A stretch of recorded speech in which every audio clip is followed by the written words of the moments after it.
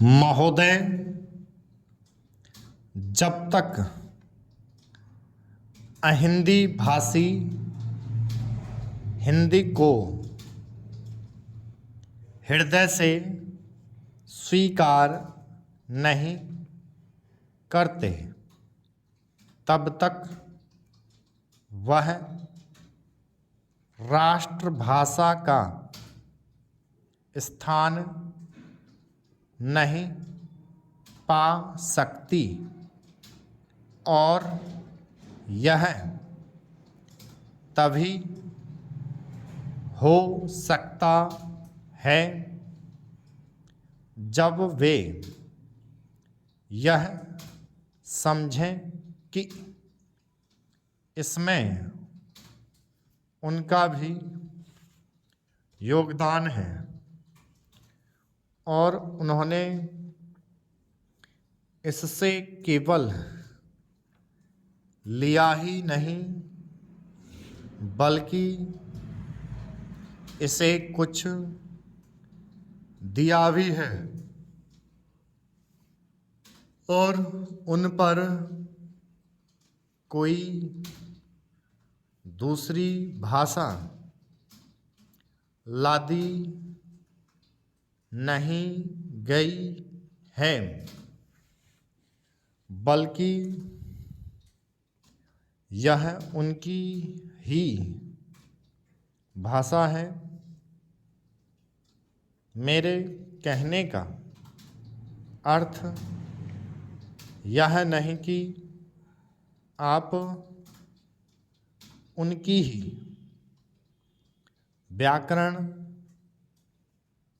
अपना लें। इसका अर्थ यही है कि आप उदारतापूर्वक जितना ले सकते हैं ले लें। भाषा इसी प्रकार बन सकती है। यह भी आवश्यक नहीं है कि उसको स्वीकार करने पर आप वही लिखना आरंभ कर दें, परंतु जो वे लिखें उसको आप गलत ना समझें। आज किसी भी भाषा का रूप वही नहीं है जो उसके प्रारंभिक काल में था। उसमें परिवर्तन होता रहता है। हिंदी के इतिहास में भी आपको यही बात मिलेगी।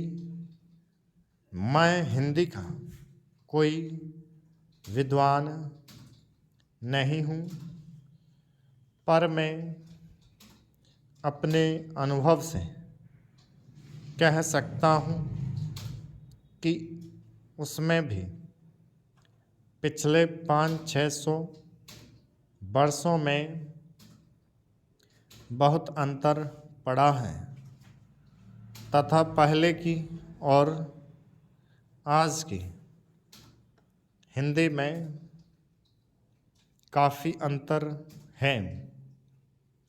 इसलिए नवयुग में जब वह देश की भाषा बनने जा रही है तो उसमें थोड़ा अंतर करना भी पड़े तो वह स्वीकार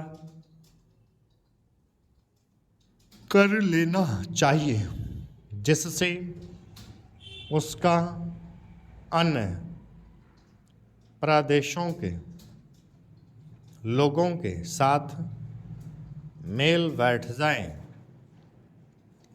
कई अहिंदी भाषी लोगों ने भी हिंदी की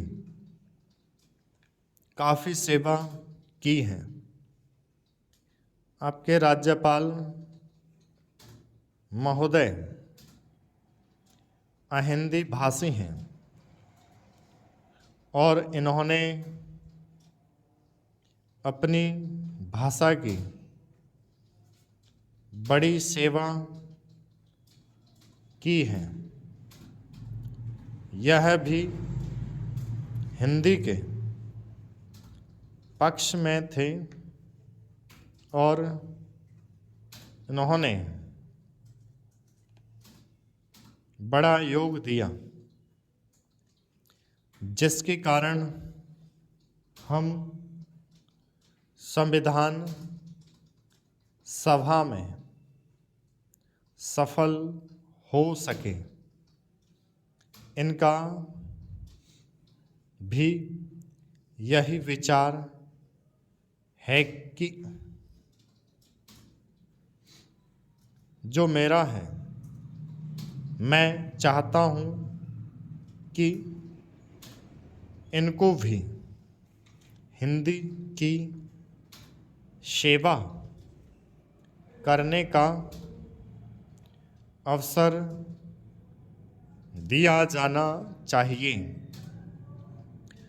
उसका फल हिंदी के लिए और देश के लिए अच्छा ही होगा। मानपत्र में आपने